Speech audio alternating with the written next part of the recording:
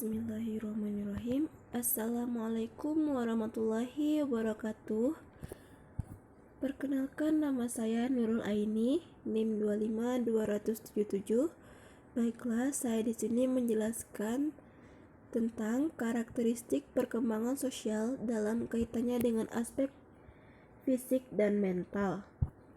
Yang pertama, di dalam karakteristik perkembangan sosial dalam kaitannya dengan aspek fisik dan mentalnya peserta didik, yang pertama ada pengertian perkembangan sosial. Hubungan sosial merupakan hubungan antar manusia yang saling membutuhkan. Hubungan sosial dimulai dari tingkat yang sederhana yang didasari oleh kebutuhan yang sederhana pula. Semakin dewasa, kebutuhan manusia menjadi kompleks dan dengan demikian tingkat hubungan sosial juga berkembang menjadi amat kompleks. Pada jenjang perkembangan remaja, seorang remaja bukan saja memerlukan orang lain demi memenuhi kebutuhan pribadinya, tetapi mengandung maksud untuk disimpulkan bahwa pengertian perkembangan sosial adalah berkembangnya tingkat hubungan antar manusia sehubungan dengan meningkatnya kebutuhan hidup manusia.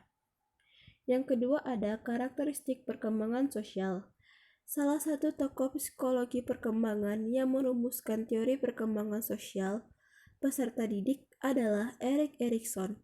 Erikson berpendapat bahwa sepanjang sejarah hidup manusia, setiap orang mengalami tahapan perkembangan dari bayi sampai dengan usia lanjut. Perkembangan sepanjang hayat tersebut diperhadapkan dengan 8 tahapan yang masing-masing mempunyai nilai kekuatan yang membentuk karakter positif ataupun sebaliknya. Berkembang dari sisi kelemahan sehingga karakter negatif yang mendominasi pertumbuhan seseorang tersebut. Erikson menyebut setiap tahapan tersebut sebagai krisis atau konflik yang mempunyai sifat sosial dan psikologis yang sangat berarti bagi kelangsungan perkembangan di masa depan. Nah, sekarang ada tabel, mari kita simak bersama-sama, yaitu tahapan perkembangan peserta didik sebagai berikut. Di umur 0-1 tahun, fase perkembangannya yaitu trust versus mistrust. Fase perilakunya yaitu tahap pertama adalah tahap pengembangan rasa percaya diri kepada orang lain, sehingga mereka sangat memerlukan yang namanya sentuhan dan pelukan. 2-3 tahun, autonomi versus shame. Tahap ini bisa dikatakan sebagai masa pemberontakan anak atau masa nakalnya. Namun kenakalannya tidak dapat dicegah begitu saja. Karena tahap ini anak sedang mengembangkan kemampuan motorik dan mental. Sehingga yang diperlukan justru mendorong dan memberikan tempat untuk mengembangkan motorik dan mentalnya. Pada saat ini, anak sangat terpengaruh oleh orang-orang penting di sekitarnya, misalnya orang tua, guru, ataupun teman-teman yang lainnya. 4-5 tahun, inisiatif versus will. Mereka banyak bertanya dalam segala hal, sehingga mereka terkesan cerewet. Mereka juga mengalami pengembangan inisiatif atau ide, sampai pada hal-hal yang berbau fantasi. Umur 6-11 tahun yaitu industri versus inferiority. Mereka sudah bisa mengerjakan tugas-tugas sekolah dan termotivasi untuk belajar.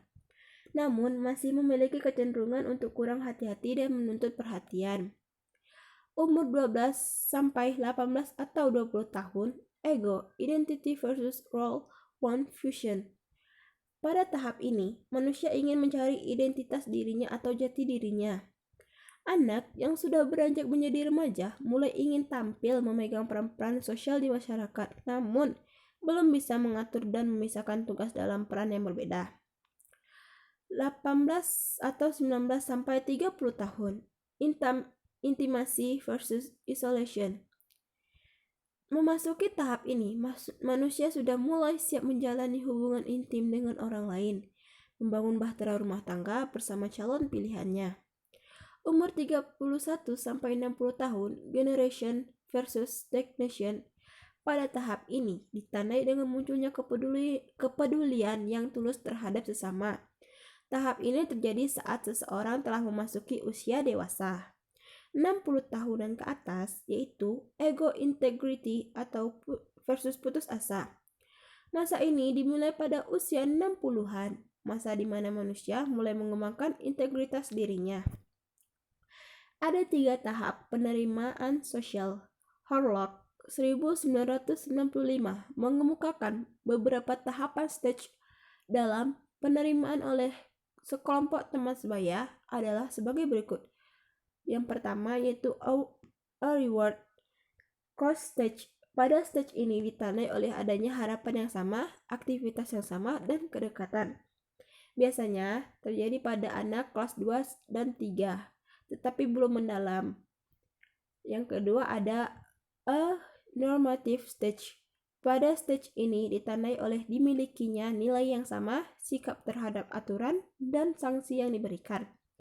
Biasanya terjadi pada anak kelas 4 dan kelas 5 SD. Yang terakhir ada an empathic stage. Pada tahapan ini dimilikinya pengertian, pembagian minat, self-disclosure, adanya kedekatan yang mulai mendalam, biasanya di atas kelas 6. Yang ketiga ada faktor-faktor perkembangan sosial. Yang pertama ada faktor individu.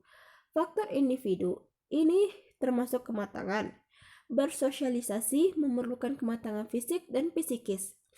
Untuk mampu mempertimbangkan dalam proses sosial, memberi dan menerima pendapat orang lain, memerlukan kematangan intelektual dan emosional. Di samping itu, kemampuan berbahasa ikut pula menentukan. Faktor yang lainnya berupa kapasitas mental yang terdiri dari emosi dan inteligensi. Kemampuan berpikir dapat banyak mempengaruhi banyak hal, seperti kemampuan belajar, memecahkan masalah, dan berbahasa. Perkembangan emosi berpengaruh sekali terhadap perkembangan sosial anak.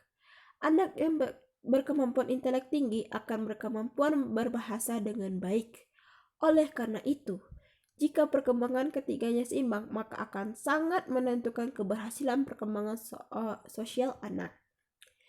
Yang kedua ada faktor keluarga. Keluarga merupakan lingkungan pertama yang memberikan pengaruh terhadap berbagai aspek perkembangan anak, termasuk perkembangan sosialnya.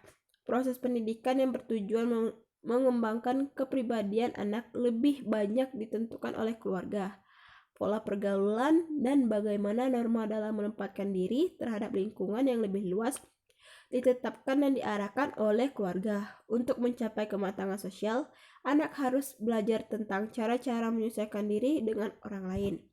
Yang ketiga ada faktor di luar rumah. Faktor di luar rumah adalah wadah bagi anak untuk bersosialisasi. Di luar rumah anak akan bertemu dengan orang yang lebih banyak seperti teman sebaya, orang yang lebih kecil darinya, orang yang lebih dewasa, sehingga sosialnya akan berjalan sesuai dengan perannya di lingkungan tersebut. Yang keempat ada pengaruh pengalaman anak. Jika seorang anak memiliki pengalaman sosial yang buruk, seperti tidak diperbolehkan main keluar rumah oleh orang tuanya, maka hal itu akan berpengaruh bagi proses sosialisasinya kepada lingkungan sekitarnya yang berbeda di luar rumah. Hal ini akan menyebabkan anak menjadi tidak tahu dan kurang bersosialisasi dengan lingkungan di luar rumah. Dalam pembelajaran, anak melalui interaksi sosial baik dengan orang dewasa maupun dengan teman sebaya yang ada di lingkungannya. Salah satu cara anak belajar adalah dengan cara mengamati, meniru, dan melakukannya. Yang keempat ada implikasi perkembangan sosial dalam pembelajaran. Yang pertama ada mengajarkan keterampilan sosial dan strategi pemecahan masalah sosial. Guru dapat mengajarkan sejumlah tingkah laku interpersonal yang efektif melalui instruksi verbal serta melalui dorongan yang tingkah laku pemodelan. Instruksi demikian kemungkinan akan menjadi sangat efektif ketika siswa memperoleh kesempatan untuk mempraktikkan keterampilan baru yang dipelajari, mungkin melalui bermain peran, dan ketika mereka menerima umpan balik tentang apa yang telah mereka lakukan. Yang kedua, menggunakan strategi pembelajaran kooperatif. Ketika siswa berpartisipasi dalam permainan kooperatif, tingkah laku agresif mereka terhadap anak-anak lain cenderung menurun. Apalagi biasanya generasi milenial lebih sibuk otak-atik pesan di handphone ketimbang bertegur sapa dengan teman yang duduk di sampingnya. Dalam aktivitas belajar kooperatif, siswa dapat belajar dan mempraktikkan bagaimana memberi pertolongan, mencari pertolongan, dan keterampilan resolusi konflik, serta mengembangkan pemahaman yang baik tentang keadilan terhadap teman-teman sekelasnya. Mereka juga bisa mengemukakan isi pikiran dan perasaan, serta memahami apa yang diucapkan temannya. Selanjutnya ada memberikan label perilaku yang pantas. Guru dapat meningkatkan kesadaran diri siswa terhadap efektivitas keterampilan sosial dengan mengidentifikasi dan memberi pujian atas perilaku yang mencerminkan keterampilan sosial tersebut. Yang selanjutnya ada meminta siswa untuk memikirkan dampak dari perilaku-perilaku yang mereka miliki. Peserta didik sangat mungkin memiliki tingkah laku prososial ketika mereka diberi pengertian mengapa tingkah laku tertentu tidak dapat diterima. Artinya peserta didik lebih mungkin untuk memperlihatkan tingkah laku interpersonal yang aktif dan menahan tingkah diri dari tingkah laku interpersonal yang tidak aktif ketika mereka berpikir tentang konsekuensi dari tingkah laku mereka. Misalnya guru dapat mengatakan, "Mengapa kamu tidak memikirkan tentang apa yang mungkin kamu lakukan atau katakan sehingga dapat membuat kamu merasa lebih baik?" Yang selanjutnya ada mengembangkan program mediasi teman sebaya. Siswa SD dan SMP sama-sama mengambil manfaat dari training mediasi, di mana mereka belajar bagaimana melakukan intervensi terhadap perselisihan interpersonal yang terjadi di dalam kelas secara efektif. Memberikan penjelasan bahwa tingkah laku agresif yang merugikan baik fisik maupun psikologis orang lain tidak dibenarkan di sekolah. Hal itu juga bisa membantu peserta didik dalam mengembangkan sikap sosial yang toleran terhadap orang lain, mengembangkan interaksi yang komunikatif, kolaboratif, adaptif, dan fleksibel dalam menghadapi situasi. Sekian yang dapat saya sampaikan, terlebih dan terkurang saya mohon maaf, dan saya sudahi dengan wabillahi taufiq wal hidayah wal ridha wal inayah. Assalamualaikum warahmatullahi wabarakatuh.